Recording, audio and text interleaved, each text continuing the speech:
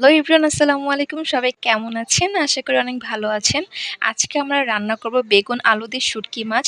So যারা শুটকি মাছ পছন্দ করেন আই থিংক আপনাদের কাছে ভালো লাগবে। আর যারা এখনও শুটকি মাছ খান নাই তারা কিন্তু চাইলে এভাবে করে ট্রাই করে খেতে পারেন। অনেস্টলি স্পিকিং খুবই ভালো লাগবে। সো চলুন আজকের রান্নাটা আমরা শুরু করি।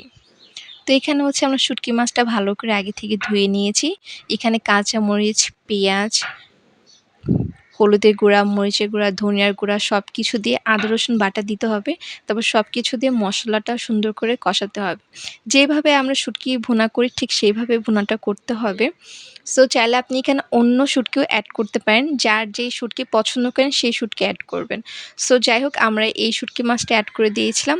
তারপর শুটকিটা এরকম সুন্দর করে যখন কষানো হবে, লাল, লাল একটু তেল বের হয়ে আসবে তখন আমরা সেই সবজিটা দিয়ে দিব। আর এটা গরম, গরম ভাতের সাথে যখন আপনি খাবেন খুবই ভালো লাগবে। সো সবসময় তো আমরা মাছ, মাংস খুবই পছন্দ করি। সামটাইমস কিন্তু আমাদের সবজি পছন্দ করা উচিত। কজ সবজি আমাদের শরীরের জন্য অনেক উপকার, অনেক ভালো। সো চেষ্টা করবেন সবজি খাওয়ার। সো এইভাবে যদি রান্না করেন আই থিংক আপনার কাছে অনেক ভালো লাগবে। আজকের ভিডিওটি কেমন লেগেছে অবশ্যই আমাদেরকে জানাবেন এবং আমাদের পাশেই থাকবেন। ধন্যবাদ।